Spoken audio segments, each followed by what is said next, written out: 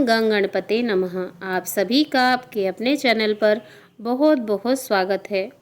हम सभी पर माता रानी की कृपा सदा बनी रहे।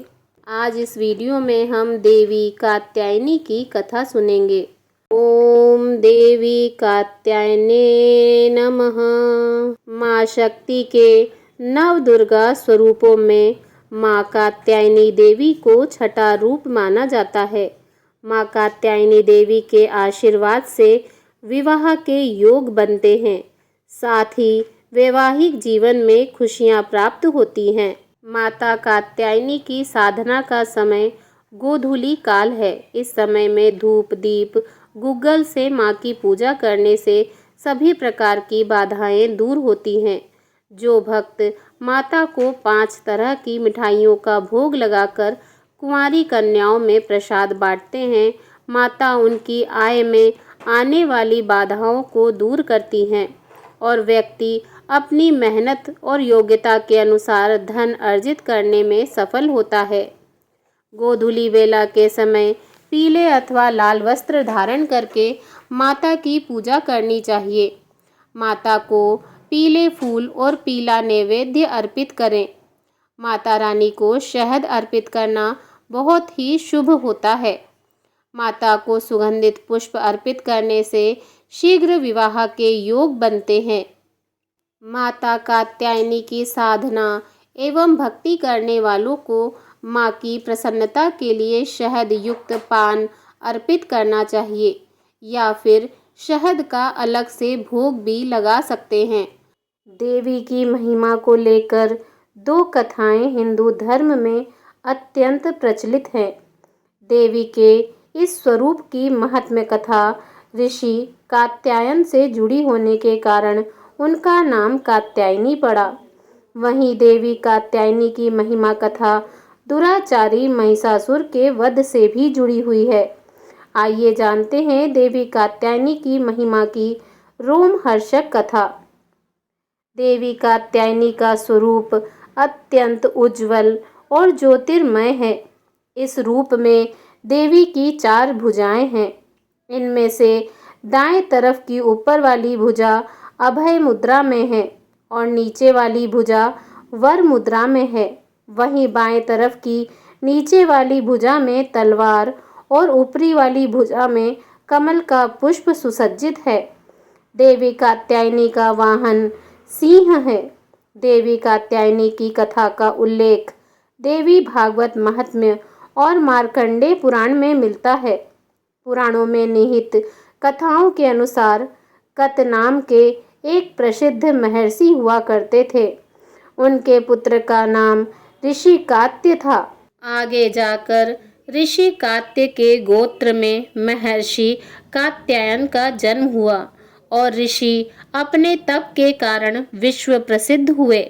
ऋषि कात्यायन की इच्छा थी कि देवी भगवती उनके घर पुत्री रूप में जन्म लें।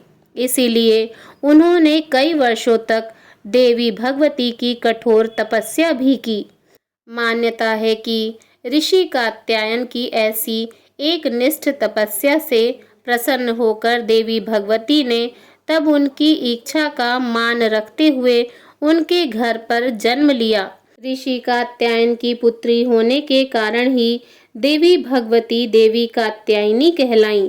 महर्षि कात्यायन ने बड़े प्रेम से देवी कात्यायनी का पालन पोषण किया था। कुछ समय पश्चात पृथ्वी पर दुराचारी महिषासुर का उपद्रव सारी सीमाएं लांघ चुका था। महिषासुर को ये वरदान मिला था कि कोई भी पुरुष कभी उसे पराजित या उसका अंत नहीं कर पाएगा।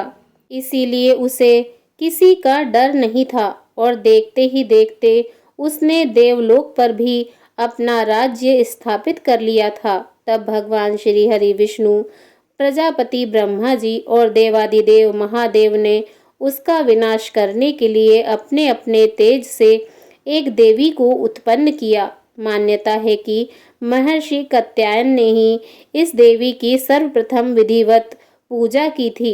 इसीलिए देवी को कात्यायनी के नाम से जाना गया।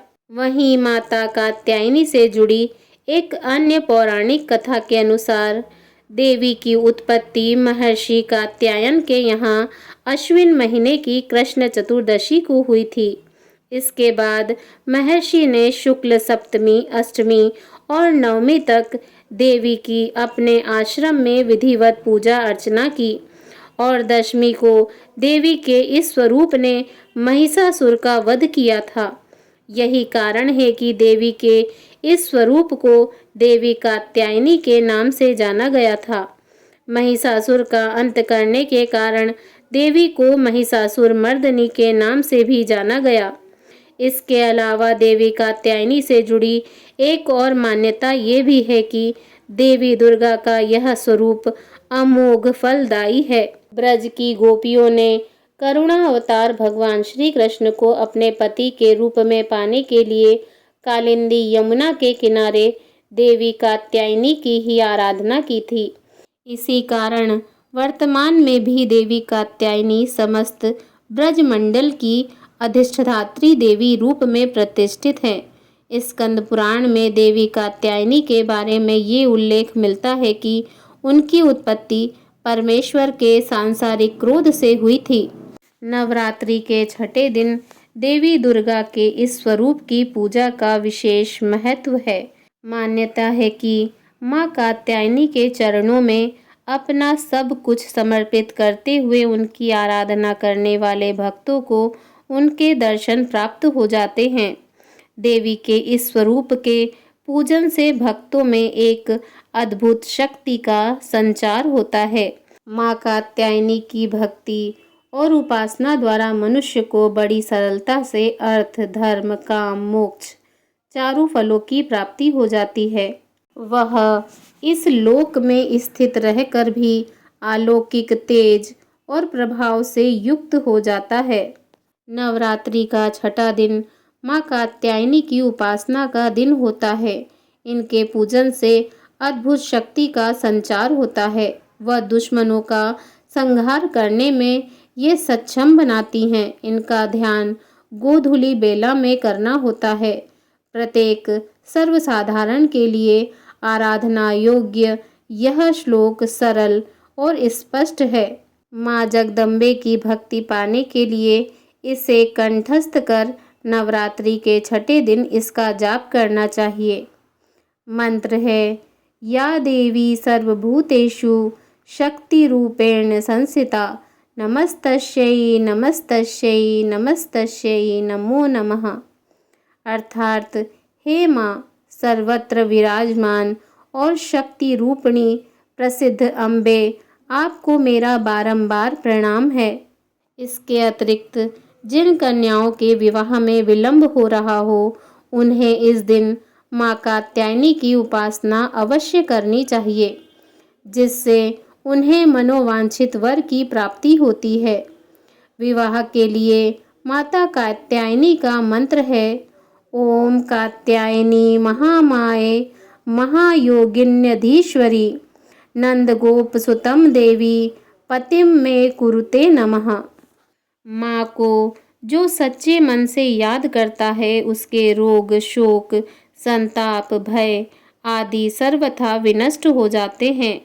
जन्म जन्मांतर के पापों को विनष्ट करने के लिए माँ के शरणागत होकर उनकी पूजा उपासना के लिए तत्पर होना चाहिए। आइए सुनते हैं माता कात्यायनी की आरती।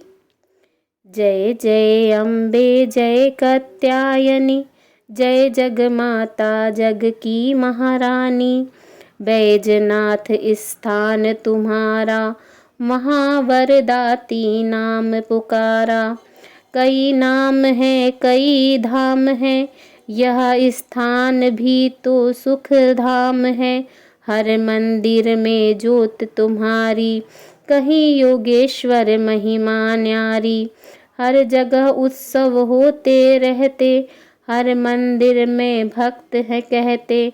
कात्यायनी रक्षक काया की, ग्रंथि काटे मोह माया की। झूठे मोह से छुड़ाने वाली, अपना नाम जपाने वाली।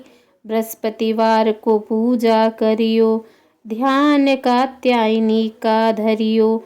हर संकट को दूर करेंगी, भंडारे भरपूर करेंगी, जो भी माँ को भक्त पुकारे, कात्यायनी सब कष्ट निवारे।